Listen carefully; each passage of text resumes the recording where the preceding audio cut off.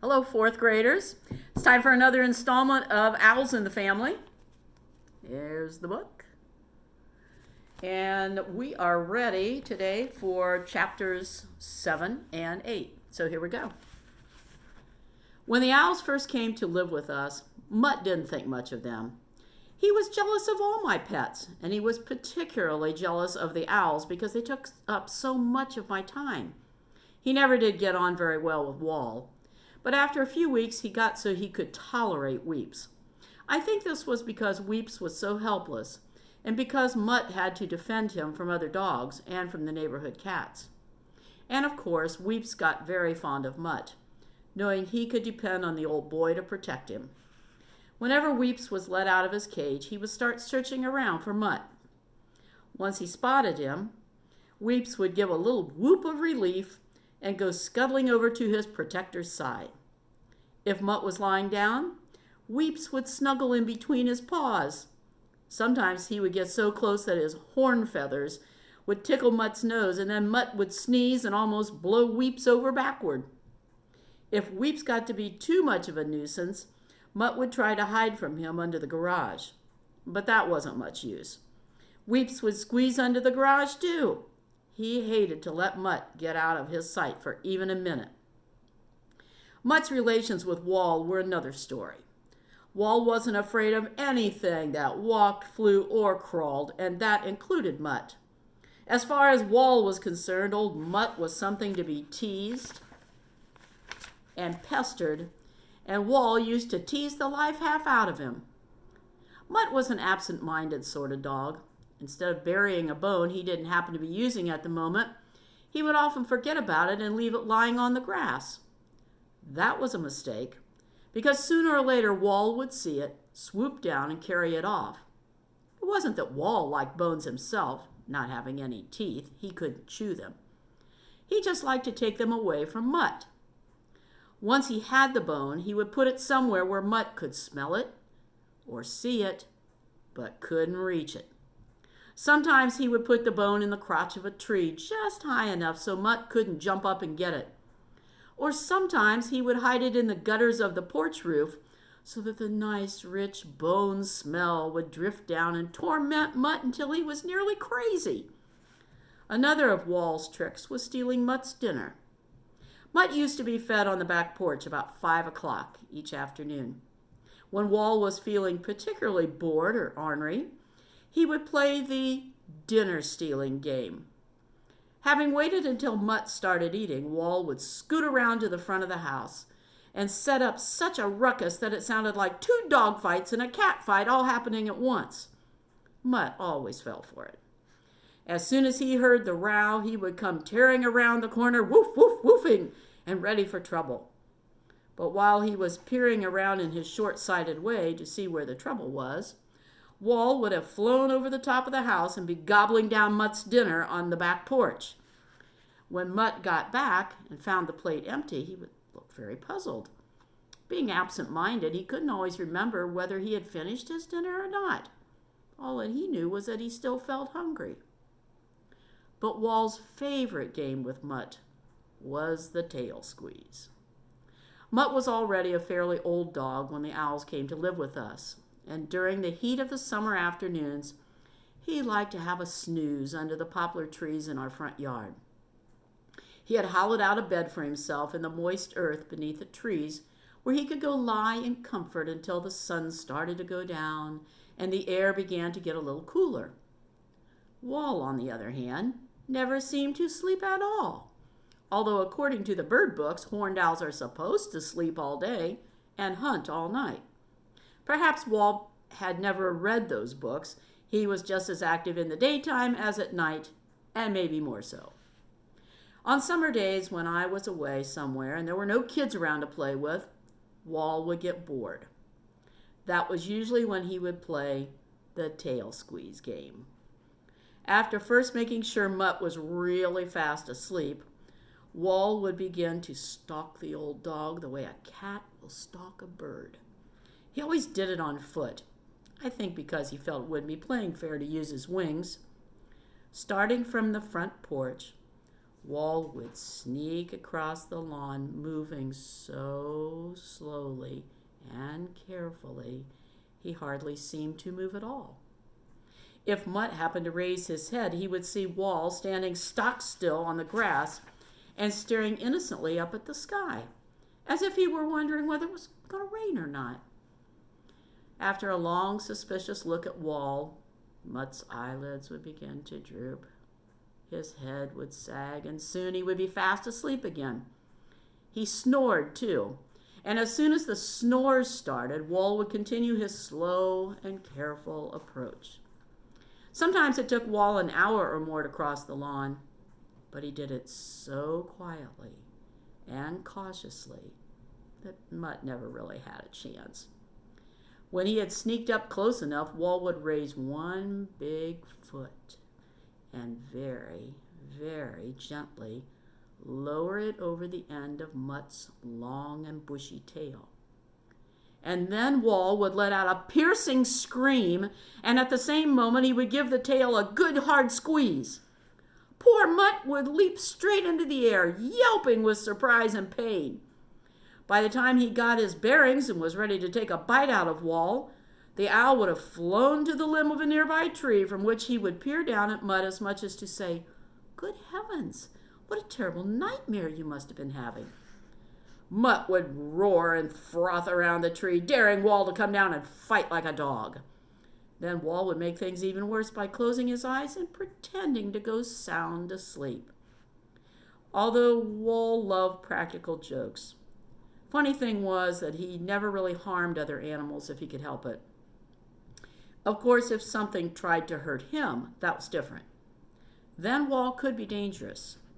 But he certainly wasn't the fierce and bloodthirsty kind of bird that owls are supposed to be. He wouldn't even go hunting on his own. If a gopher or white rat happened to get loose on the lawn, he wouldn't touch it. However, there was one kind of animal he would attack, and that was a skunk. It seems that all horned owls just naturally hate skunks, though no one knows the reason why. What's more, horned owls are the only things I know of that will eat a skunk, and they even seem to like the taste. Our house in Saskatoon stood close to the river, and along the bank of the river was a regular jungle of bushes and poplar trees, which made an ideal place for skunks to live. Yeah, I forgot to show you this picture before. There's the old tail squeeze going on.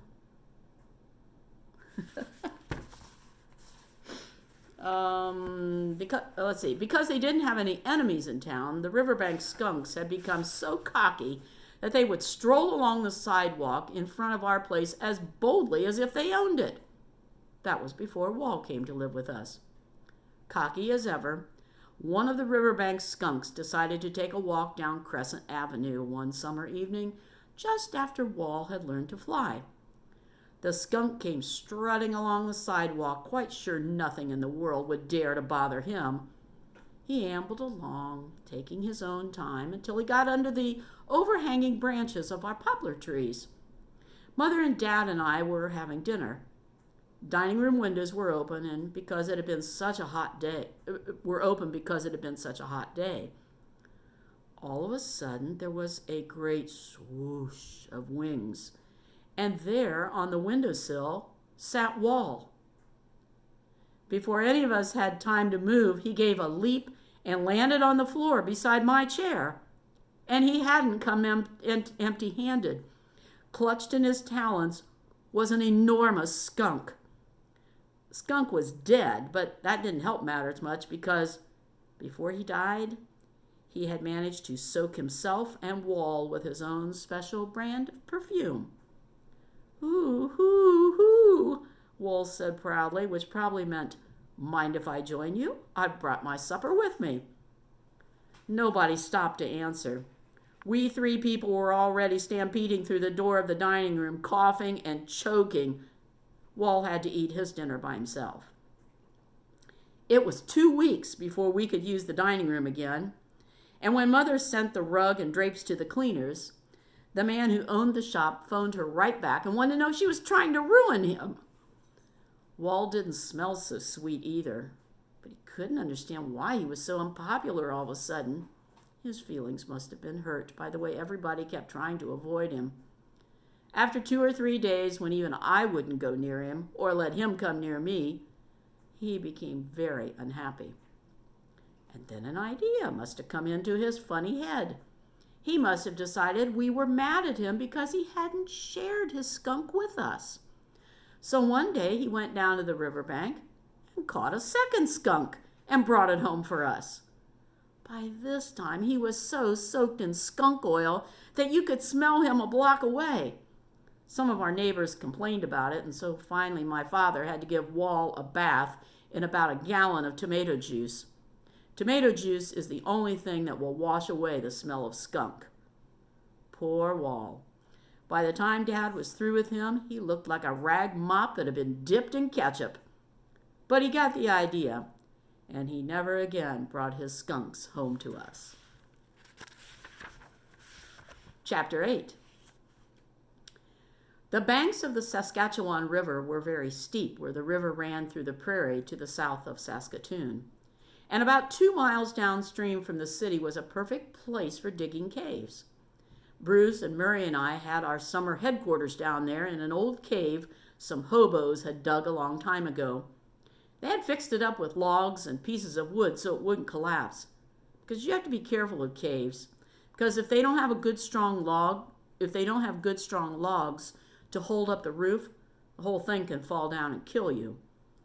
This was a good cave we had, though. My dad had even come there and looked it over to make sure it was safe for us.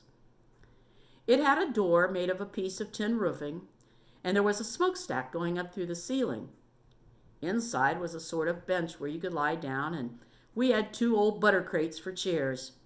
We put dry hay down on the floor for a carpet, and under the hay there was a secret hole where we could hide anything that was especially valuable. The river ran only a hop, skip, and a jump from the door of the cave. There was a big sandbar close by which made a backwater where the current was slow enough for swimming. Standing right across the swimming hole was the biggest cottonwood tree in the whole of Saskatchewan. One of its branches stuck straight out over the water, and there were old marks on it where a rope had cut into the bark. An Indian who was being chased by the Mounties a long, long time ago was supposed to have hanged himself on that branch so the Mounties wouldn't catch him alive. We used to go to our cave a couple of times a week during the summer holidays, and usually we took the owls along. Wall had learned how to ride on the handlebars of my bike, but Weeps couldn't keep his balance there, so we built a kind of box for him and tied it to the carrier behind the seat. Mud and Rex used to come too, chasing cows whenever they got a chance, or racing away across the prairie after jackrabbits.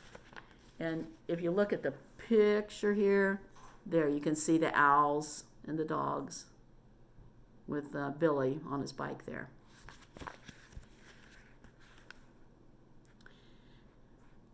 We would bike out to the end of 3rd Avenue and then along an old Indian trail that ran along the top of the riverbank. When we got close to the cave, we would hide our bikes in the willows and climb down the bank and follow a secret path. There were some pretty tough kids in Saskatoon, and we didn't want them to find our cave if we could help it. Wall loved those trips. All the way out, he would bounce up and down on the handlebars, hooting to himself with excitement, or hooting out insults at any passing dog. When we came to the place where we hid the bikes, he would fly up into the poplars and follow us through the tops of the trees. Usually stayed pretty close, though, because if he didn't, some crows would be sure to spot him, and then they would call up all the other crows for miles around and try to mob him. When that happened, he would come zooming down to the cave and bang on the door with his beak until we let him in. He wasn't afraid of the crows. It was just that he couldn't fight back when they tormented him. As for Weeps, he usually stayed right in the cave where he felt safe. And here's another picture.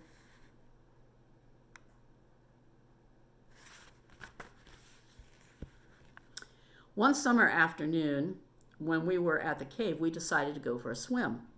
3 of us shucked off our clothes and raced for the sandbar, hollering at each other, "Last one in's a rotten egg!" In half a minute, we were in the water, splashing around and rolling in the slippery black mud along the edge of the sandbar. It was great stuff to fight with. Nice and soft and slithery, it packed into mushy mud balls that made a wonderful splash when they hit something. Whenever we went swimming, Wall would come along and find a perch in the hanging tree where he could watch the fun. He would get out on the big limb that hung over the water, and the more fuss and noise we made, the more excited he became. He would walk back and forth along the limb, hoo-hooing and ruffling his feathers, and you could tell he felt he was missing out on the fun. This particular day, he couldn't stand it any longer, so he came down out of the tree and waddled right to the river's edge. We were skylarking on the sandbar when I saw him, so I gave him a yell. "Hey, Wall! Come on there, Wall, old owl. Come on out here." Of course, I thought he would fly across the strip of open water and light on the dry sand where we were playing. But I forgot Wall had never had any experience with water before, except in his drinking bowl at home. He got his experience in a hurry. Instead of spreading his wings, he lifted up one foot very deliberately and started to walk across the water toward us. It didn't take him long to find out that he couldn't do it. There was an almighty splash, and spray flew every which way. By the time we raced across and fished him out, he was half drowned, and about the sickest looking bird you ever saw. His feathers were plastered down till he looked as skinny as a plucked chicken. The slimy black mud hadn't improved his looks much either. I carried him ashore, but he didn't thank me for it. His feelings were hurt worse than he was, and after he had shaken most of the water out of his feathers, he went galumphing off through the woods toward home on foot. He was too wet to fly, without a backward glance. Toward the middle of July, Bruce and I got permission from our parents to spend a night in the cave. Murray couldn't come because his mother wouldn't let him. We took Wall and Weeps with us, and of course, we had both dogs. In the afternoon, we went for a hike over the prairie looking for birds. Mutt, who was running ahead of us, flushed a prairie chicken off her nest. There were 10 eggs in the nest, and they were just hatching out. We sat down beside the nest and watched. In an hour's time, 7 of the little chickens had hatched before our eyes. It was pretty exciting to see, and Wall seemed just as curious about it as we were. And then all of a sudden, 3 of the newly hatched little birds slipped out of the nest and scuttled straight for Wall. Before he could move, they were underneath him, crowding against his big feet and peeping happily. I guess they thought he was their mother, because they hadn't seen their real mother yet. Wall was so surprised he didn't know what to do. He kept lifting up one foot and then the other to shake off the little ones. When the other 4 babies joined the first 3, Wall began to get nervous. But finally he seemed to resign himself to being a mother, and he fluffed his feathers out and lowered himself very gently to the ground. Bruce and I nearly died laughing. The sight of the baby prairie chickens popping their heads out through Wall's feathers, and that great big beak of his snapping anxiously in the air right over their heads, was the silliest thing I've ever seen. I guess Wall knew it was silly too, but he couldn't figure out how to get out of the mess he was in. He kept looking at me as if he were saying, "For heaven's sake, do something." I don't know how long he would have stayed there, but we began to worry that the real mother might not find her chicks. So I finally lifted him up and put him on my shoulder, and we went back to the cave for supper. We'd had a good laugh at Wall, but he had the laugh on us before the day was done. After we had eaten, we decided to go down to the riverbank and wait for the sun to set. A pair of coyotes lived on the opposite bank of the river, and every evening, just at sunset, one of them would climb a little hill and sit there howling. It was a scary sound, but we liked it because it made us feel that this was the olden times, and the prairie belonged to us, to the buffaloes and the Indians, and to the prairie wolves. Wall was sitting in the hanging tree, and Rex and Mutt had gone off somewhere on a hunting trip of their own. It was growing dusk when we heard a lot of crashing in the trees behind us. We turned around just as 2 big kids came into sight. All right, time out here. Need to get a drink.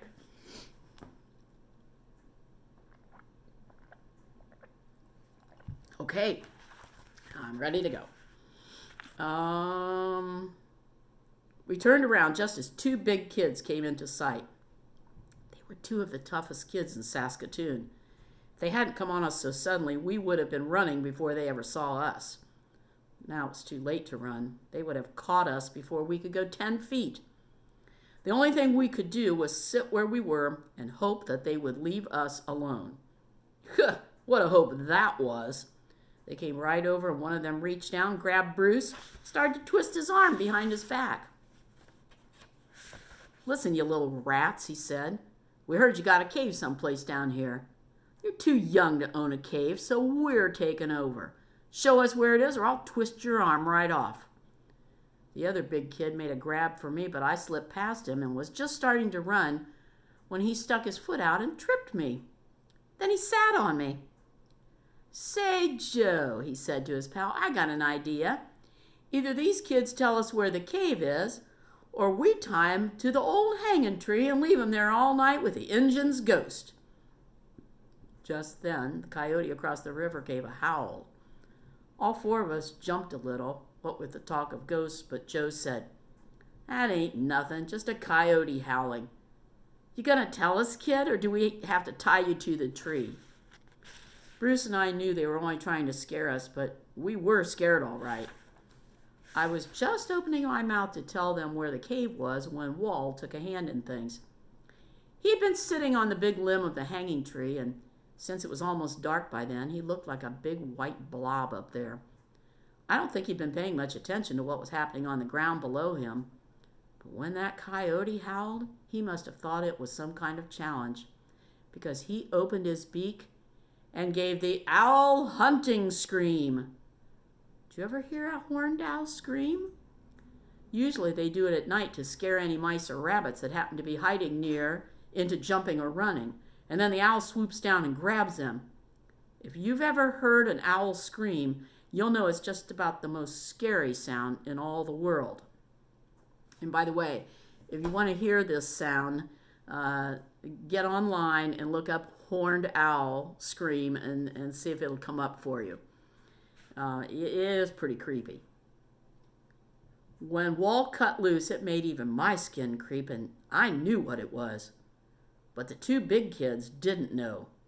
Their heads jerked up, and they saw the ghostly white shape that was Wall up there in the hanging tree, and they were off and running.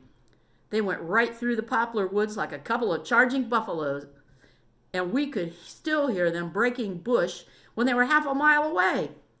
My guess is they ran all the way to Saskatoon. When they were out of hearing, Bruce stood up and began rubbing his arm, and then he looked at Wall. "Boy," he said, "you sure scared those two roughnecks silly. But did you have to scare me right out of my skin too?" "Hoo, hoo, hoo," Wall chuckled as he floated down out of the tree and lit upon my shoulder. And that brings us then to chapter 9. So that's where we'll start the next time.